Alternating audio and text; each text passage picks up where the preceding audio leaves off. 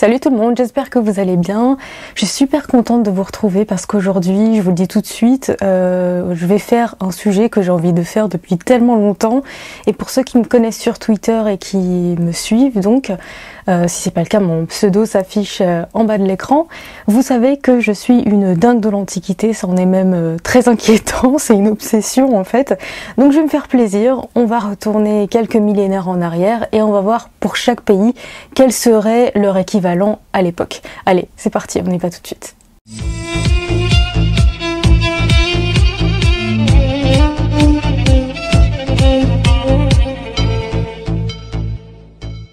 On va commencer par l'Algérie, par ordre alphabétique tout simplement. Et en plus, ça fait le lien avec ma dernière vidéo qui parlait de l'Algérie. Donc si vous l'avez pas encore vu, c'est l'occasion de vous rattraper. Voilà. Donc l'Algérie, pendant l'Antiquité, ça s'appelait la Numidie. C'était un royaume allié à l'Empire romain. Sa capitale était Cirta, Constantine aujourd'hui. Les rois les plus connus sont Massiva, Massinissa, des prénoms kabyles encore donnés aujourd'hui. Comme témoin de cette époque, vous pouvez visiter le tombeau de Massinissa à Constantine et la Médracène à Boumia, deux sépultures typiques qu'on appelle des basinas. On passe à l'Arabie maintenant. Je vous présente les Nabatéens, la civilisation qui dominait à cette époque. Et j'y inclus même la Jordanie parce que leur influence dépassait les frontières d'aujourd'hui. Leur capitale, c'était la célèbre Pétra. Les Nabatéens étaient connus pour tailler leur ville dans les rochers. Foncez visiter la Khazné, un tombeau royal. Et sachez que ça se prolonge à Egra, en Arabie Saoudite, une autre facette de la même civilisation. Allez, autour de l'Égypte maintenant. L'Égypte est une civilisation très ancienne, il y a eu beaucoup de pharaons, beaucoup de dynasties, mais moi j'ai choisi de parler du royaume lagide. Ce que peu de gens savent, c'est qu'à l'époque, en Égypte, on parlait le grec. Quand Alexandre le Grand a conquis le territoire, les pyramides étaient déjà debout depuis longtemps. Il a fondé la dynastie des Ptolémées et sa capitale est devenue Alexandrie. Cléopâtre fait partie de ses descendants et elle a été la dernière reine d'Égypte parce qu'ensuite les Romains ont annexé la province dans leur empire. Vous pouvez visiter quelques nécropoles, mais malheureusement une bonne partie de la cité antique a été engloutie sous l'eau après un violent tremblement de terre. C'est là que se trouvait le fameux phare d'Alexandrie, une des 7 merveilles du monde, disparue aujourd'hui. On file en Irak, ou plutôt en Mésopotamie. Le roi Hammurabi a conquis les territoires sumériens et akkadiens et il a tout unifié à partir de sa ville, Babylone. Leur capitale était bien sûr Babylone, ou Babel, comme la tour de Babel, qui était selon le mythe ce qu'on appelle une ziggourate, une sorte de temple avec une tour au sommet. Il y a bien eu une ziggourate à Babel et Temenonki, mais il n'y a plus que les traces de ses fondations. Pour ceux qui peuvent aller en Irak, vous pouvez aller voir la ziggourate d'Our. Elle est bien plus ancienne, mais c'est l'une des mieux conservées. Direction le Liban, chez les Phéniciens. La région a été sous la domination de plein de civilisations différentes, mais si vous voulez voir à quoi ça ressemblait à l'époque, allez à Tyr, Sour en arabe, et à Sidon, Saïda en arabe, parce que ces deux villes sont restées unifiées sur plusieurs périodes. Toujours en L, maintenant on s'intéresse à la Libye, à une ancienne confédération de tribus qui s'appelait les Libous. C'est d'ailleurs de là que vient le nom Libye.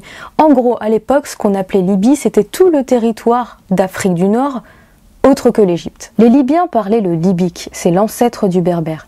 Les Égyptiens et les Grecs les ont décrits comme ayant la peau claire et font même mention de Libyens blonds aux yeux bleus. Les Libous en particulier étaient établis en Cyrénaïque. La province a fini par devenir grecque puis romaine avec pour capitale Cyrène. On peut y trouver aujourd'hui les ruines du temple de Zeus. Place au Maroc maintenant.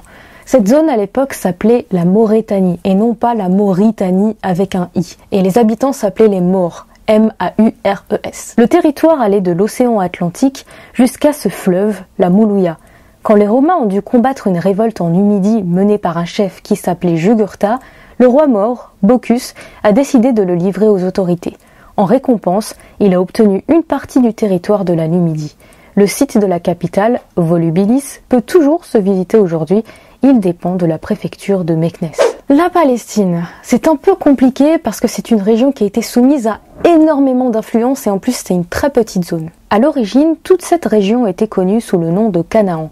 Et puis après la conquête des Hébreux, le terme Canaan va disparaître pour donner des noms selon les régions. Philistie, qui a donné le nom Palestine, c'est la zone littorale, l'actuelle bande de Gaza en fait, et Israël, les terres intérieures et les montagnes. Puis Israël s'est divisé en deux, selon la tradition, à cause d'un schisme entre les Israélites après la mort du roi Salomon, et la Judée est créée avec Jérusalem pour capitale. Je ne saurais que trop vous conseiller d'y aller pour voir toute la richesse de la ville, notamment le mont du Temple que l'empereur romain Titus a détruit. Allez, autour de la Syrie. Je vais vous faire découvrir naturellement la Syrie. Assyrie, en un seul mot. C'est d'ailleurs probablement de là que vient le nom moderne Syrie.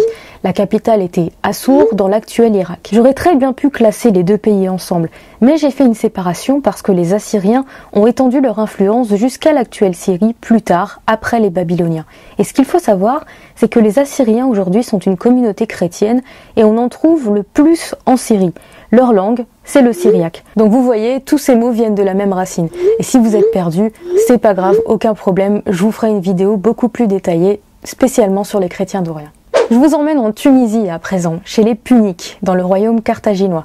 À l'origine, ce sont les Phéniciens, dont je vous ai parlé tout à l'heure, qui se sont installés dans la région et qui se sont mélangés avec les Berbères.